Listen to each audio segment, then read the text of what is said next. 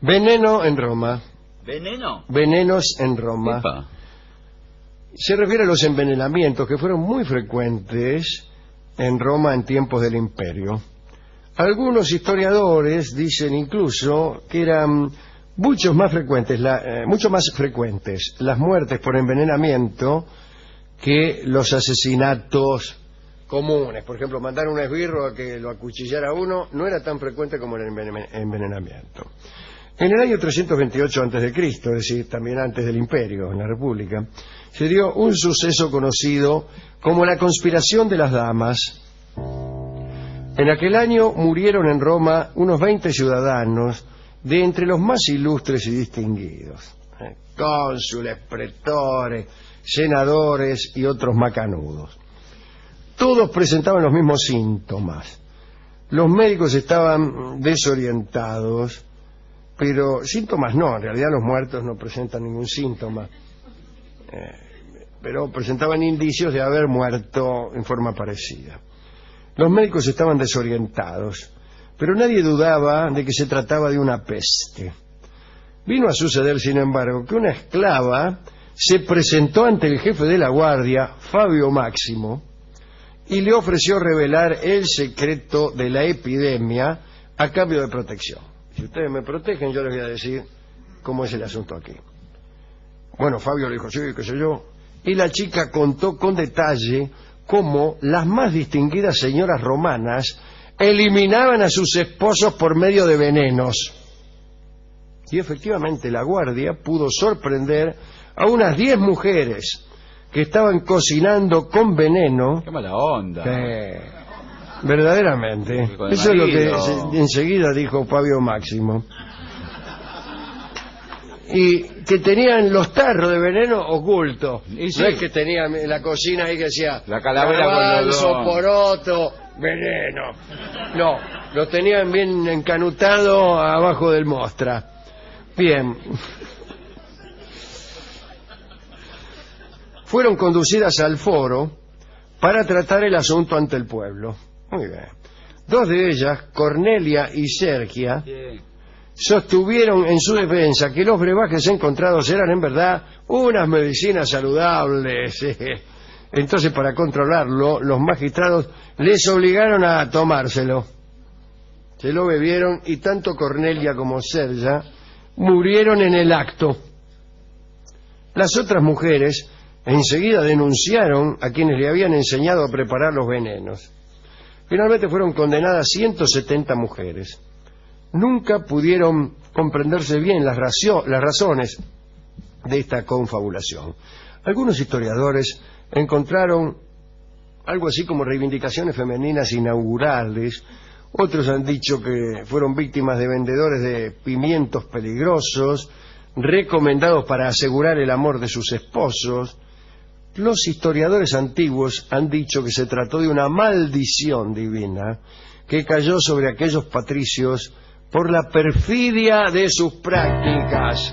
Y esto es lo que me empieza a gustar más por ser más científico.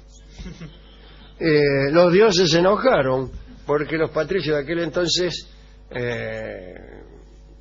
acometían prácticas pérfidas. ¿Cómo cuáles? Como, por ejemplo, qué sé yo. ¿Y otra? Tocamientos imprudentes en los amontonamientos. Sexo a la luz de la vela. Y ahí le mandaron la maldición para que mueran todos. Y los dioses dicen, no puede ser esta degeneración. Y los maldijeron y se murieron todos. Eso tiene más sentido. Bien, continúo. Siglos más tarde, algunos usaron también venenos, pero tuvieron poca paciencia. Por ejemplo, cuando el emperador Tiberio tenía 78 años, se enfermó. Él había designado como sucesor al joven Calígula. Pero Tiberio no se moría. Vio cómo es la cosa, ¿no? Te designan sucesor y uno dice, bueno, está bien. ¿Cuándo arrancó, maestro? Claro, está bien. No te vas a morir enseguida, pero por lo menos ya que me designaste sucesor, Tener la delicadeza de no eternizarte, loco. Terminó la vuelta, prontito por la salida. Andá ya agarrando las cosas y moriste. Pero el nieto no se moría. Y Calígula quiso apurar su muerte. Le dio un veneno. Mal. Resultó demasiado. Le dio demasiado veneno, ¿vio? Entonces eso es peor. Calígula entonces se impacientó. Para terminar con el asunto, como todos sabemos, lo cayó un día, que estaba polvidando, le tapó la cabeza con una almohada y lo liquidó. Qué veneno ni veneno. Directamente, qué mal el sí. profesor, ¿no? Y después, muy mal, y esto es mucho peor, después de matarlo, pronunció sobre el cadáver de Tiberio un elogio fúnebre, apoyándose en la misma almohada. En verdad, a Calígula le gustaban mucho los venenos y los coleccionaba. Probaba las distintas clases de veneno en las personas para ver si funcionaban.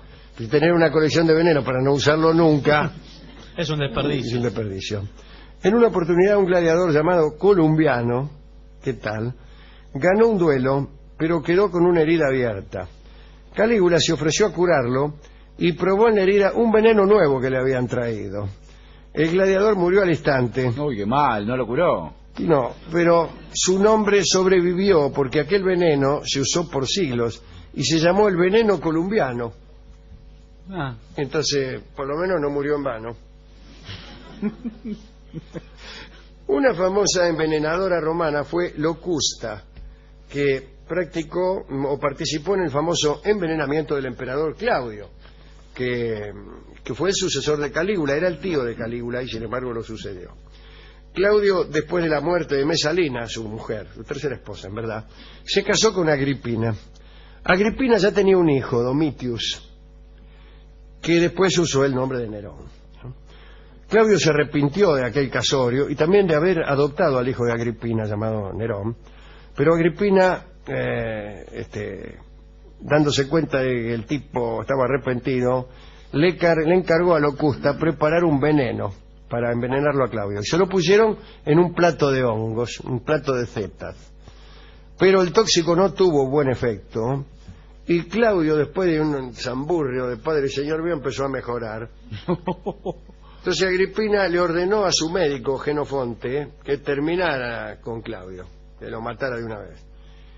Y el médico hizo que Claudio provocara sus vómitos, cosa que era muy frecuente, siempre fue muy frecuente después de todo. Y usaban unas plumas provocadoras de vómitos, buenas tardes. Sí. Te las vendían, te metían la pluma en la garganta, te daba asco y vomitabas. Y la pluma estaba envenenada, con un veneno mucho más drástico que el usado por la mujer de Claudio. Cuando Claudio fue tocado por aquella pluma, cayó redondo, sin más trámite, y espichó. Así, el hijo de Agripina, Nerón, se apoderó del trono imperial. Pero bueno.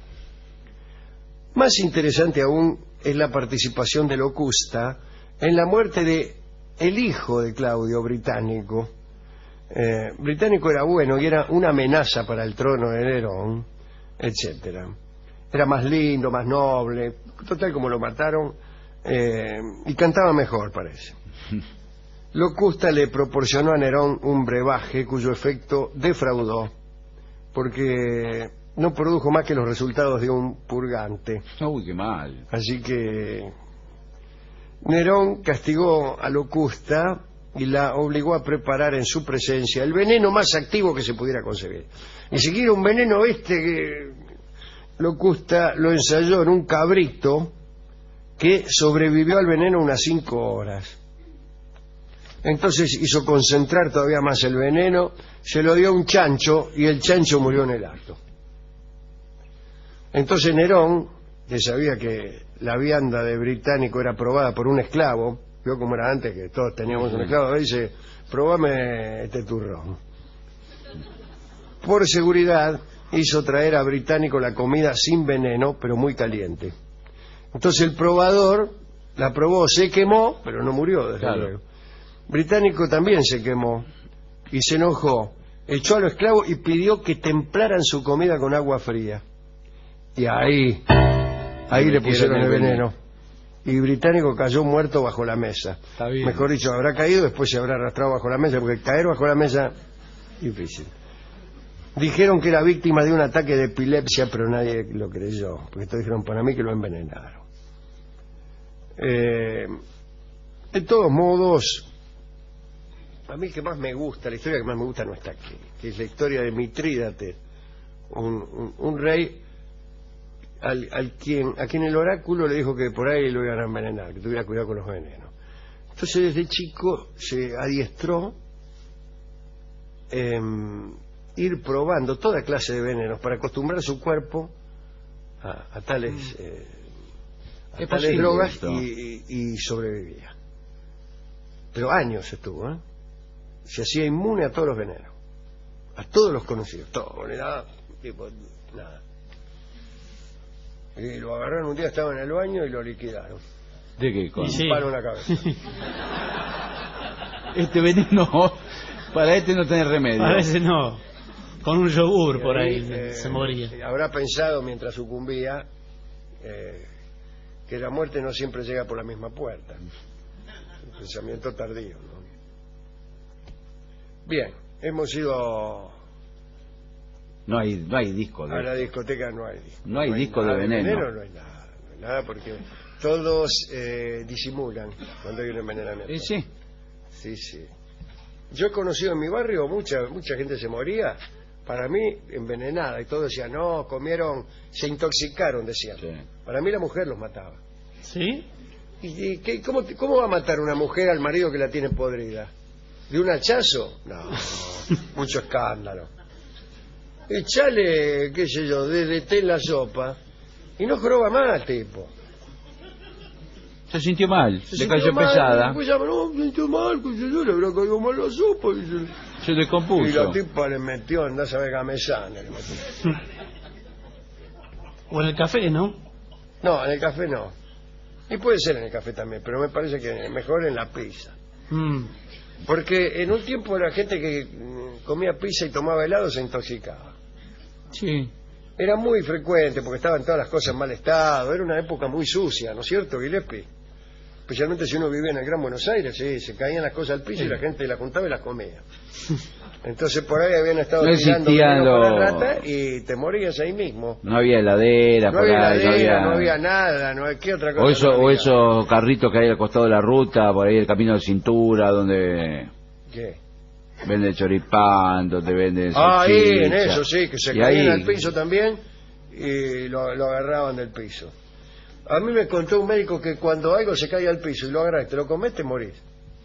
Bueno, depende de qué piso. Millones de bacterias se suben. Dice, en el piso usted no sabe, me dijo el médico, Sí. mientras se rascaba contra una puerta. Dice, la millonada de bacterias que hay, dice, en el piso, y cada vez más, dice el tipo, ya le lloraba un ojo. ¿Y el discotecario qué le dio entonces? El discotecario, viendo que era tarde, me dio más rápido que ligero el último café, haciéndose eco de la sugestión suya de envenenar al marido mediante gamexane en el café. Así que escucharemos el último café de y por Héctor Stamponi, un amigo de este programa.